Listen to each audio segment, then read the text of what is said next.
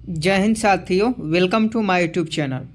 Bihar police मद्य निषेध के इस लाइव क्लास में आप सभी का स्वागत है और उम्मीद है कि आप सभी इस लाइव क्लास से ज़रूर जुड़ गए होंगे।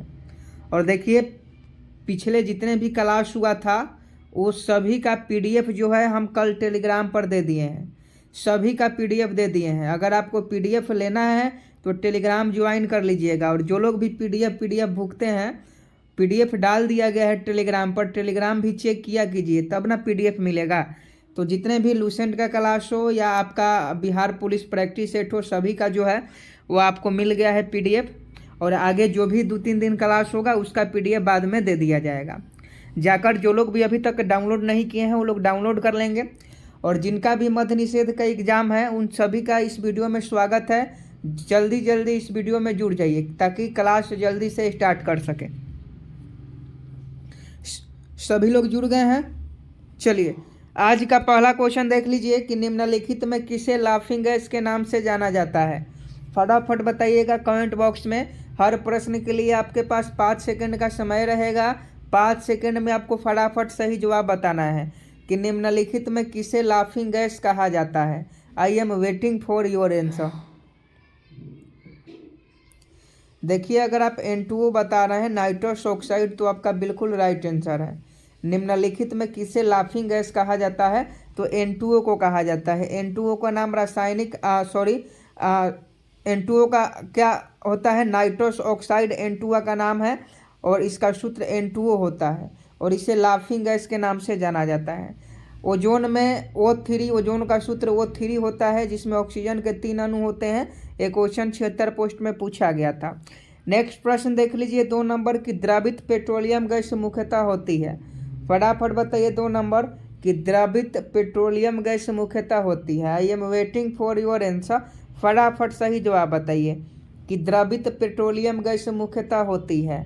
तो देखिए, 2 का अगर आप ऑप्शन सी ब्यूटेन बता रहे हैं तो आप बिल्कुल सही जवाब बता रहे हैं। द्रवित पेट्रोलियम गैस जो होता है वह ब्यूटेन होता है। तो मुख्यतः पूछ रहा है, यहाँ ध्यान से पढ़िएगा। आप लोग सभी का मिश्रण बता रहे होंगे लेकिन इथेन नहीं होता है। अगर प्रोपेन ब्यूटेन रहता तब सही होता। तो यहाँ मुख्यतः पूछा जा रहा है तो ब्यूटेन की मात्रा सबसे अधिक रहती है। तो ऑप्शन सी बिल्कुल राइट आंसर हो जाएगा। नेक्स्ट प्रश्न 3 नंबर देखिए, एक तत्व के समस्थानिक में क्या होता है? फटाफट बताइएगा। I am waiting for your answer कि एक तत्व के समस्थानिक में क्या होता है। देखिए, सभी क्वेश्चन साइंस के हैं इसीलिए बहुत ही इम्पोर्टेंट है। आप लोग ध्यानपूर्वक सभी प्रश्न का सही सही जवाब देने का कोशिश करेंगे। और 3 का ऑप्शन और डी बता रहे हैं कि प्रोटोनों की संख्या समान होती है। तो ये आपका बिल्कुल राइट आंसर है। एक तत्व के समस्थानिक में प्रोटोनों की संख्या समान होती है।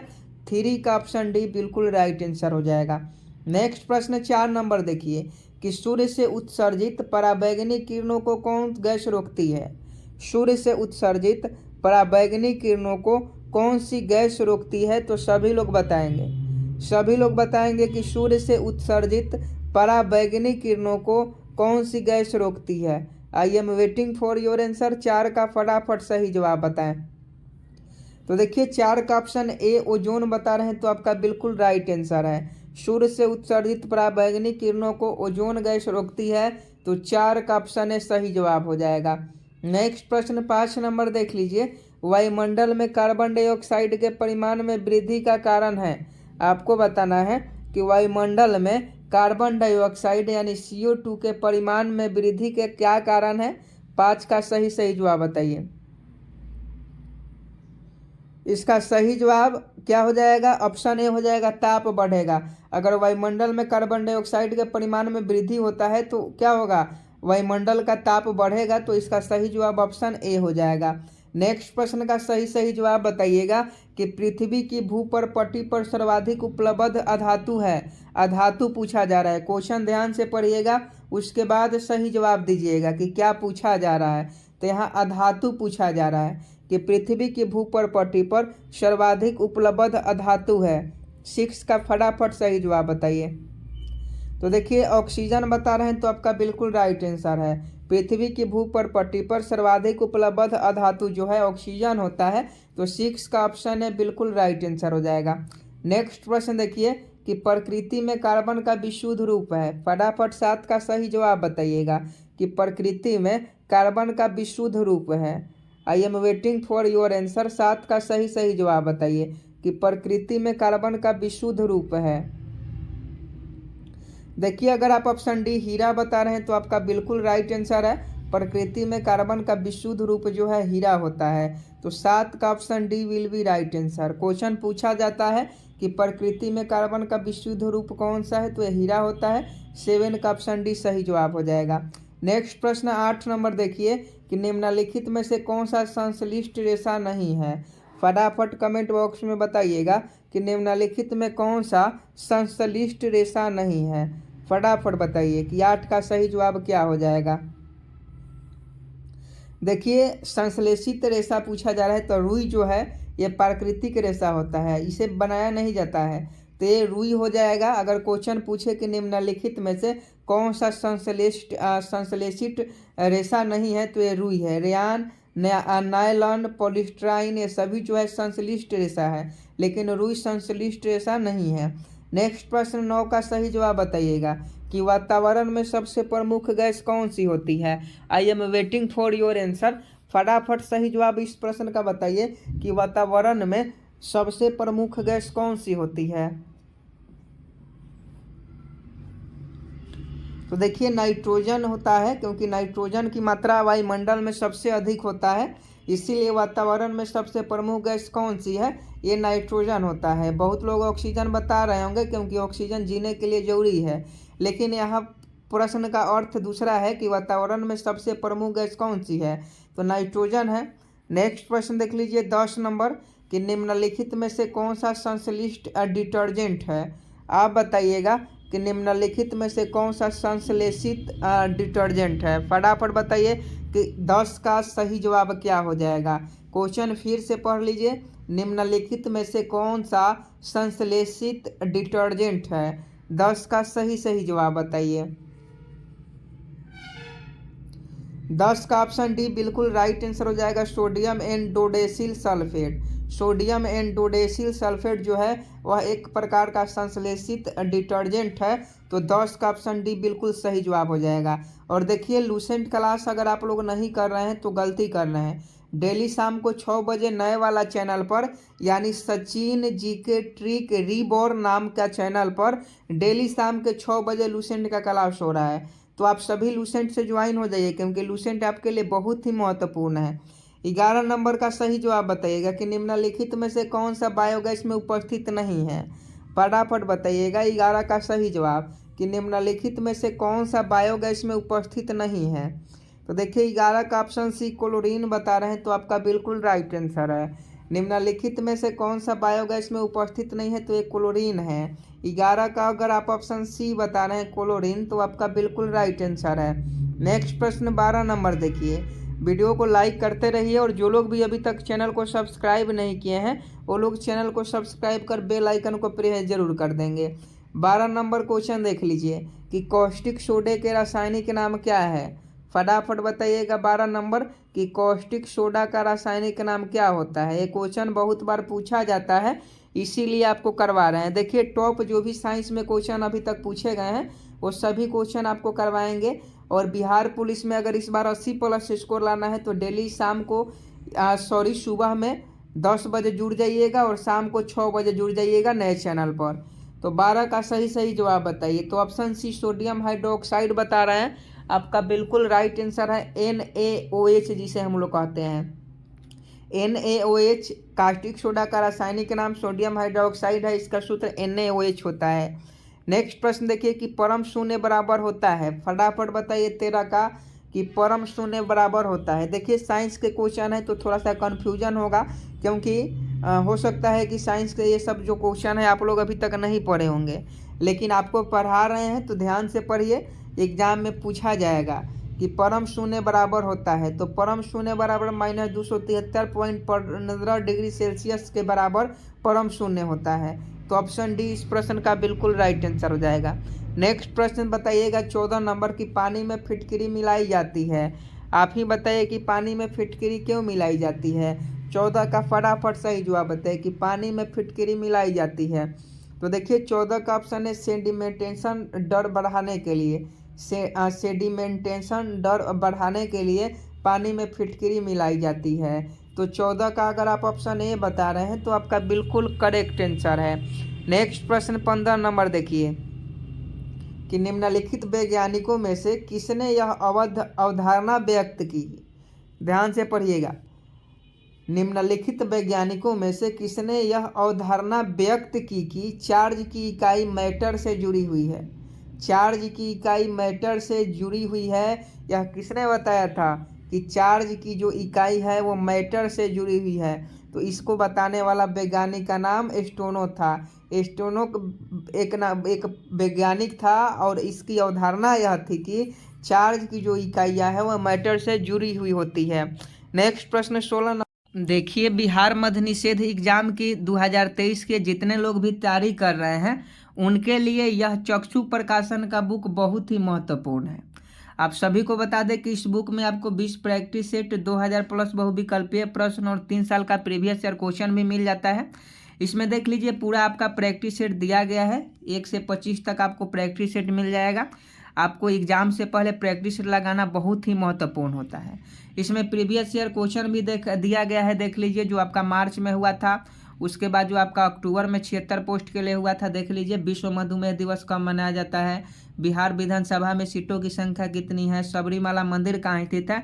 बिल्कुल एग्जाम वाला प्रश्न है और बहुत ज़्यादा इम्पोर्टेंट है। तो अगर आप इस बार सिलेक्शन लेना चाहते हैं और देख लीजिए सभी का आंसर भी जो है बहुत ही व्याख्यात्मक तरीका से सॉल्व किया गया है ताकि आपको किसी से कुछ पूछने की आवश्यकता नहीं हो।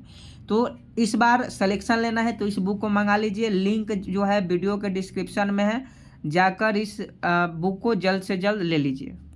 नंबर बताइए कि पृथ्वी की प्रॉपर्टी में सबसे बाहुल्य तत्व कौन सा है। ये क्वेश्चन तो पहले भी करवा दिए हैं और बहुत इंपॉर्टेंट है। तो देखिए ऑक्सीजन है, ऑक्सीजन आपका बिल्कुल राइट आंसर हो जाएगा। नाइट्रोजन की खोज करने वाले थे, न्यूट्रॉन पूछा जा रहा है कि न्यूट्रॉन की खोज किसने किया था। तो देखिए ईंट पर नाच आप लोग सभी लोग पढ़े ही होंगे, ईंट पर नाच। तो नाच में क्या आ रहा है, नाच, ईंट पर नाच। ध्यान से देखिए, तो न के मतलब न्यूट्रॉन और च के मतलब चैडविक। तो जेम्स चैडविक आपका बिल्कुल राइट आंसर। न्यूट्रॉन की खोज करने वाला व्यक्ति कौन था, जेम्स चैडविक था। क्वेश्चन पूछा जाता है कि न्यूट्रॉन की खोज किसने किया, तो जेम्स चैडविक ने किया। नेक्स्ट प्रश्न का सही जवाब बताइएगा कि निम्नलिखित में किसका उच्चतम गलनांक होता है। निम्नलिखित में किसका उच्चतम गलनांक होता है। तो देखिए NaCl का होता है, सोडियम क्लोराइड का जो है उच्चतम गलनांक होता है। तो NaCl sodium chloride will be right answer. Next प्रश्न का सही जवाब बताइएगा 19 नंबर कि जल संनेहक कोलाइडी को जाना जाता है। फटाफट बताइए कि जल संनेहक कोलाइडी को जाना जाता है। चारों ऑप्शन पढ़ लीजिएगा, उसके बाद सही आंसर बताइएगा।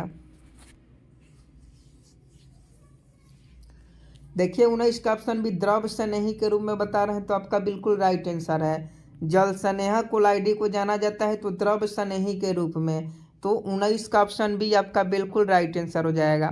नेक्स्ट प्रश्न देख लीजिए 20 नंबर कि हाइड्रोजन के परमाणु में कौन सा मौलिक कण उपस्थित नहीं है।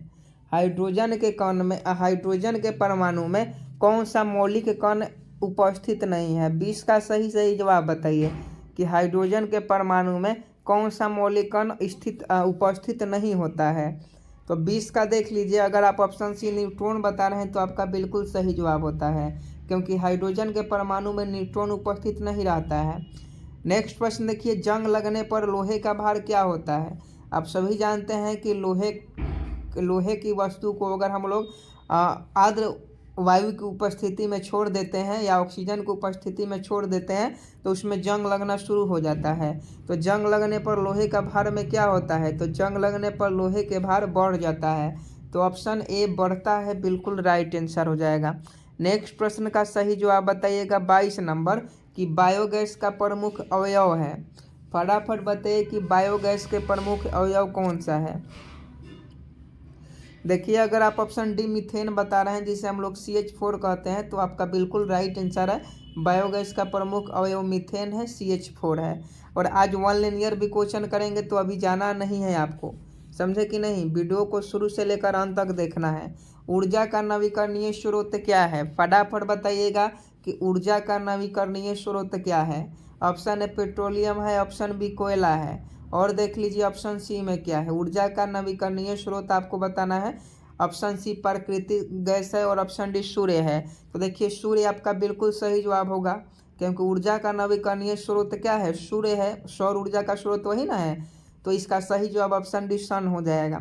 नेक्स्ट प्रश्न में देखिए कि दूध में उपस्थित प्रोटीन है, दूध में कौन सा प्रोटीन उपस्थित रहता है। फटाफट बताइएगा कि दूध में कौन सा प्रोटीन उपस्थित रहता है। ऑप्शन बी केसिन बता रहे हैं, तो आपका बिल्कुल राइट आंसर है। दूध में उपस्थित प्रोटीन कौन सा है, तो ये केसिन होता है। नेक्स्ट प्रश्न का सही जवाब बताइएगा कि श्वेत क्रांति का संबंध किससे है। श्वेत क्रांति उत्पादन से किस उत्पादन से संबंधित है, या श्वेत क्रांति का संबंध किससे है। तो सभी लोग जानते हैं श्वेत क्रांति का जो संबंध है वह दूध के उत्पादन से है। दूध से संबंधित श्वेत क्रांति है। हरित क्रांति गेहूं से संबंधित है। नील क्रांति मछली उत्पादन से संबंधित है। नेक्स्ट प्रश्न देखिए 26 नंबर की कौन सा धातु तरल अवस्था में पाया जाता है। फटाफट बताइएगा कि कौन सी धातु तरल अवस्था में पाया जाता है। तो देखिए सभी लोग जानते हैं, ये तो बताने की आवश्यकता ही नहीं है, ऑप्शन देकर ही आप लोग सही जवाब बता देंगे। तो ये पारा हो जाएगा। कौन सी धातु तरल अवस्था में पाया जाता है, तो पारा एक धातु है जो तरल अवस्था में पाई जाती है। नेक्स्ट प्रश्न देखिए कठोर जल होता है, कठोर जल क्या है, फटाफट बताइए कि कठोर जल क्या है। तो समुद्र का जल जो होता है वह कठोर होता है। समुद्र का जल क्या होता है, कठोर होता है। समुद्र के जल में आप चावल या दाल नहीं बना सकते हैं। तो समुद्र का जल क्या होता है, कठोर होता है। नेक्स्ट प्रश्न देख लीजिए 28 नंबर कि गैस कार्बन की भौतिक अवस्था होती है। फटाफट बताइएगा कि गैस कार्बन की भौतिक अवस्था होती है।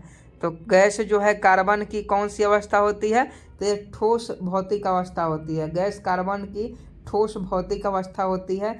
तो ऑप्शन ए बिल्कुल राइट आंसर हो जाएगा।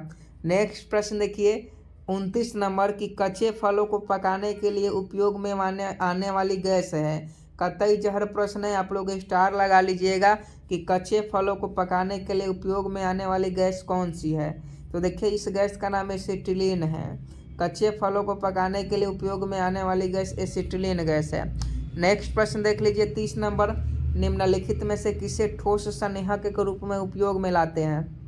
निम्नलिखित में से किसे ठोस संनेहक के रूप में उपयोग में लाते हैं। तो इसका सही जवाब ग्रेफाइट हो जाएगा। Graphite will be right answer. Graphite को ठोस संनेहक के रूप में उपयोग में लाया जाता है। नेक्स्ट प्रश्न 31 नंबर देखिए कि एथीन के बहुलीकरण से मिलता है। एथीन के बहुलीकरण से क्या मिलता है, 31 का सही जवाब बताइएगा कि एथीन के बहुलीकरण से क्या मिलता है।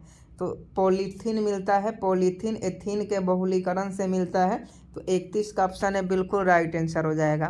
नेक्स्ट प्रश्न 32 नंबर देखिए कि जल की कठोरता मापी जाती है। जल की कठोरता मापी जाती है। तो देखिए जल की कठोरता EDAT तरीके से EDAT तरीके से जल की कठोरता मापी जाती है। नेक्स्ट प्रश्न देखिए कि फिटकिरी गंदे पानी को शुद्ध करती है। फिटकिरी गंदे पानी को शुद्ध करती है कैसे। तो देखिए इसका सही जवाब अस्कंदन के द्वारा। अस्कंदन के द्वारा फिटकिरी जो है गंदे पानी को शुद्ध करती है। 34 का सही जवाब बताइएगा कि निम्नलिखित में से कौन सी गैस वायु का प्रमुख घटक है। निम्नलिखित में से कौन सी गैस वायु का प्रमुख घटक है। तो इसका सही जवाब नाइट्रोजन हो जाएगा। नाइट्रोजन जो है वो वायु का प्रमुख घटक है। नेक्स्ट प्रश्न देखिए कि लोहे को इस्पात में बदलने के लिए निम्न में कौन सी धातु मिलाई जाती है। फटाफट बताइए। I am waiting for your answer कि लोहे को इस्पात में बदलने के लिए निम्न में कौन सी धातु मिलाई जाती है। तो देखिए निकेल बता रहे हैं, तो आपका बिल्कुल सही जवाब हो जाएगा। तो आज का प्रैक्टिस सेट में 35 ही क्वेश्चन था। चलिए सबसे पहले वन लिनियर क्वेश्चन हम लोग देख लेते हैं। आज का जो हम लोग का वन लिनियर का टॉपिक है कला एवं संस्कृति से है, जो कि कतई जहर प्रश्न है। हर एग्जाम में 1-2 प्रश्न पूछा जाता है। जैसे पूछा जाता है कि कथकली किस राज्य का शास्त्रीय नृत्य है, बिहार का शास्त्रीय नृत्य क्या है, असम का लोक नृत्य क्या है, बिहू किस राज्य का त्यौहार है। तो ये सभी क्वेश्चन पूछे जाते हैं और वही क्वेश्चन आपको करवाने वाले हैं।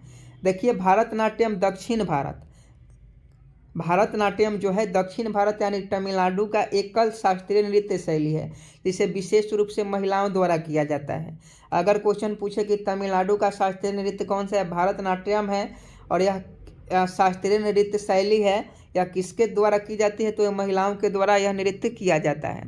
अगर क्वेश्चन पूछे कि भारत के शास्त्रीय संगीत की दक्षिण भारतीय शैली क्या कहलाती है, तो कर्नाटक संगीत कहलाती है। कर्नाटक संगीत का जनक पुरंदर दास हैं। त्यागराज, मुथुस्वामी तथा श्याम शास्त्री कर्नाटक संगीत के त्रिरत्न कहलाते हैं। भारतनाट्यम के प्रमुख घराना है मैसूर है, तंजौर है, कांचीपुरम है एवं पांडलुर है। आगे देखिए कि लीला सैमसन, मृणालिनी साराभाई, यामिनी कृष्णमूर्ति भरतनाट्यम के कलाकार हैं। कथकली पूछे तो कथकली केरल का शास्त्रीय नृत्य है। कथकली की गीतों की भाषा मलयालम होती है। कथक उत्तर भारत का शास्त्रीय नृत्य है। उत्तर भारत का कथक है और दक्षिण भारत का मोहिनीअट्टम है, भारतनाट्यम है सॉरी। पंडित लक्ष्मू महाराज, पंडित बिरजू महाराज, सितारा देवी कथक के प्रमुख कलाकार हैं। कुचिपुड़ी किस राज्य का शास्त्रीय नृत्य है, तो आंध्र प्रदेश का है। वल्तुल नारायण मेनन, आनंद शिवरामन, कृष्ण कुट्टी कथकली के कलाकार हैं। ओडिसी पूछे तो ओडिसी जो है उड़ीसा का शास्त्रीय नृत्य है। सोनल मानसी, केलुचरण महापात्रा, डोना गांगुली का संबंध ओडिसी नृत्य से है। भारतीय शास्त्रीय नृत्य में 9 रस होते हैं। अगर क्वेश्चन पूछे कि भारतीय शास्त्रीय नृत्य में कितने रस होते हैं, 9 रस होते हैं। मोहिनीअट्टम केरल का शास्त्रीय नृत्य है। यक्षगान कर्नाटक का प्रमुख लोक नृत्य है, बहुत इंपॉर्टेंट है। मयूरभंज का छाव युद्ध संबंधी नृत्य है। यक्षगान में नृत्य और गान का संगम होता है।